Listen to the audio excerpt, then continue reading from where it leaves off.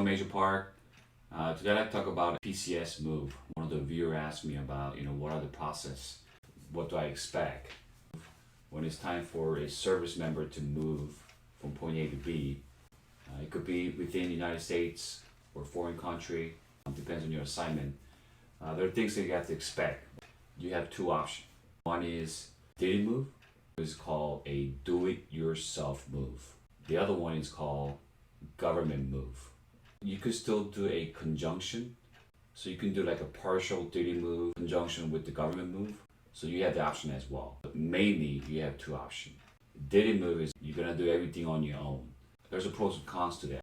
What are the pros? Obviously, it's the amount of allowance that you're gonna get is higher than the government move. It consists of a per diem, mileage, the travel days, along with your dependents, and also the weight scale of the household goods. Higher weight you have, you're gonna get more allowance to travel from point A to B. I'm just gonna give you an example as Major John Doe, 04 type rank, travel from California, Fort Irwin, all the way to Fort Benning. It's about 2,500 miles distance. Basically, you gotta drive across country, all the way from West Coast to East Coast. It's a far distance. For 04 rank, the maximum, the weight that you can put it onto your truck is 17,000 pounds. That's significantly high. I mean, that's enough to pretty much cover 3 or 4 dependents living in a single family house. Some family members might go over, but the maximum allowance weight scale is 17,000 pounds. Major John Doe, he went to the weight scale location, it came out 15,000 pounds. You gotta weight the empty scale first, and then you have to put all your household goods, and then you gotta weigh the difference. That's gonna give you the exact amount of scale that you have. The truck or the vehicle that you have a heavy weight, you gotta weigh the difference between the empty scale and on the fully loaded scale. So the difference will tell you how much your household good weighs. I'll provide you a link where you can just go online and input those information. So based on your rank, distance, travel days, per diem, dependents, you can put all the information in there and it's gonna automatically calculate. So Major John Doe, 2,500 miles, 15,000 pounds, 4 dependents, including DLA. DLA is called Distance Location Allowance. So DLA MALT, which is like a monetary allowance for relocation fees. So you put that into a calculation as well. And it's gonna come out about $12,000 for a allowance that you provide to you. Don't think that what I'm telling you is gonna be the same for everyone's rate. It's gonna be totally different for everyone's based on your rank, mileage, distance you're traveling, the travel days, the number of dependents, all those things take into consideration. That's something that you're gonna get it when you arrive at the destination, and you have to process all the paperwork with the new units, the new installations, transportation office. So you're not gonna receive that amount right away. What are the negative impact because of that? Obviously, you need to have financially, you gotta be ready, right, for that move. Or if you don't have any financial freedom to do everything on your own, probably not gonna be a good idea to do a DITY move. If you really have a DITY move and if you don't have any money to support that, there's also an option called advance pay. I don't recommend that, but that's another option that you can take course of action to support your DITY move or get a loan. But bottom line, the pro is that you'll get more money. Obviously, you gotta pack everything on your own. You have to coordinate with the moving company. You have to drive from, like the cross country if it's a far distance. If it's a short destination, that's not a problem, right? But if you're driving from cross country from West Coast all the way to East Coast with your family, that's gonna be obviously a very stressful time, obviously, right? It's not gonna be easy. So those are the cons that you gotta take consideration. The second option, the government move. When you do out processing from your old station, check with the transportation office.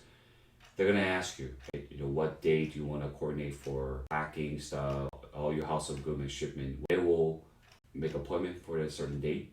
All those moving companies gonna come to your house and they're gonna pack everything for you. Door to door, right? They'll box up everything up, packing the container, packing the truck, pretty much do everything for you. Pro is that they do everything for you, but there's something you gotta think of. The consideration though, when I say they will do everything for you, that doesn't mean it's everything. So you have like TV display or something on the wall, you have to make sure you take it down. Open container or something that you're not supposed to, like liquid stuff, right? So you gotta be aware of those items. Read those instructions. You're not gonna be surprised when they actually throw away stuff that is not allowed to be on in the box. You have some expectation management.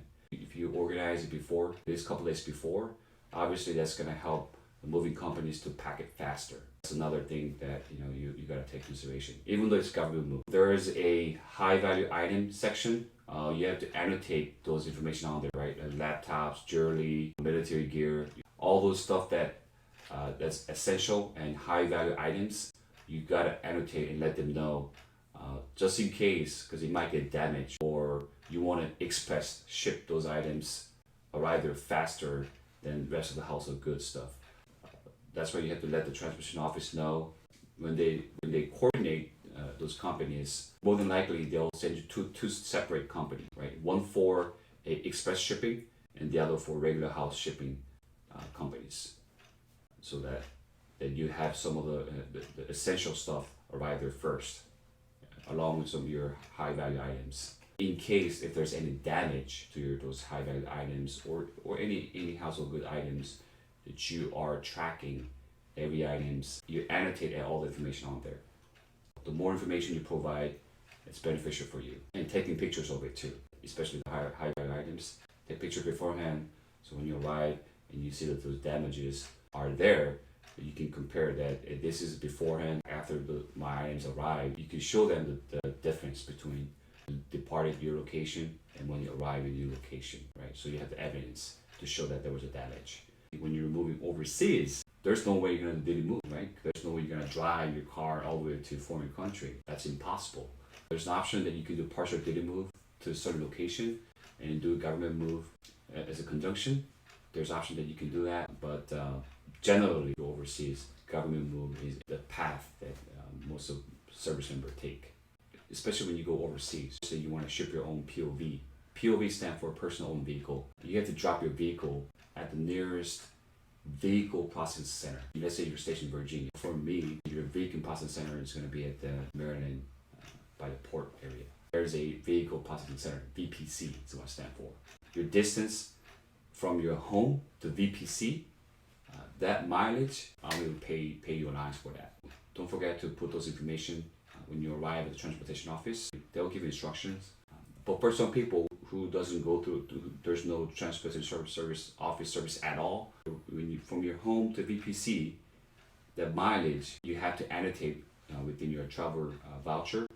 That way you get the allowance for the miles you travel from your home to VPC. First, I want to talk about the same benefit you're going to get. Whether you choose a government move, whether you choose DITY move, you'll get this DLA, distance location allowance. Even though you're single, you'll still get it. We have different rate for single rate and with or without dependency rate. It's on there. So you will get it no matter what for DLA. And also for per diem, you'll get that as well.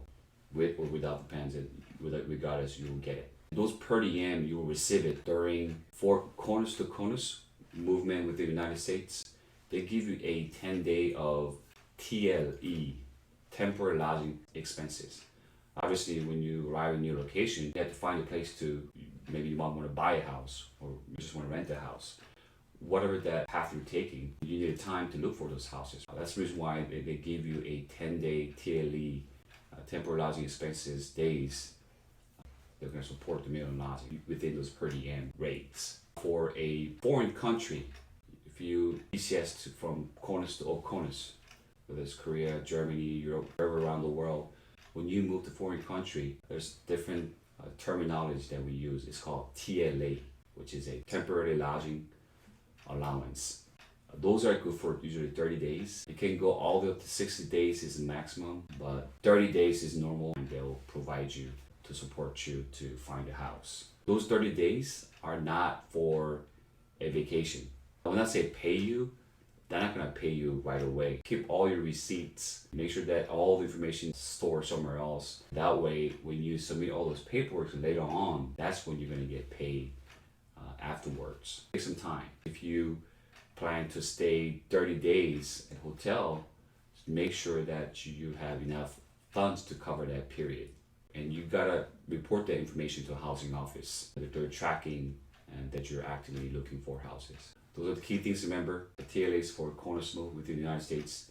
TLA is when you go overseas, difference between the time period, right? 10 days versus 30 days that you're allowed to get back pay for your temporary lodging and meals. Now, if you need more time, 10 days is not enough, you can always use your own leave. And you can always pay out of your pocket. That's your decision. Today's conclusion, 3 key things. First, keep your emotions in control. It's a very stressful time. Time comes for PCS move. Everyone goes through hardships. It doesn't matter whether you're single or you have family. Keep your emotions checked. Try to stay calm. If you get really stressed out, just take your time. That's the reason why you gotta plan ahead of time. You don't get into argument with your family members. Maintain your emotion and just stay calm. Number 2 is make sure that all this information, TLE, TLA, also permissive TDY. You get permissive TDY for 10 days. Let's say you put in a 30 days of leave for PCS from Fort Hood to Camp Humphrey. If you are authorized to take a permissive TDY for 10 days, even if you put 30 days, other 10 days will be, it's not gonna count towards your leave days. So basically you're saving 10 days of your leave days. Make sure that before you leave from your old station, try to get permissive TDY, put in the A31 form that you're authorized to take those permissive TDY. And if you forget to put that information in your DA31 and you never got authorized from your old station, when you arrive at a new location, you can still request that. Going back to my point number 2 is just make sure you put all those information in your order. If it's not on your PCS order, you let the personnel office know that, hey, I'm missing a authorized for TLA 30 days information in my order, right? Or it's missing a permissive TDY authorized.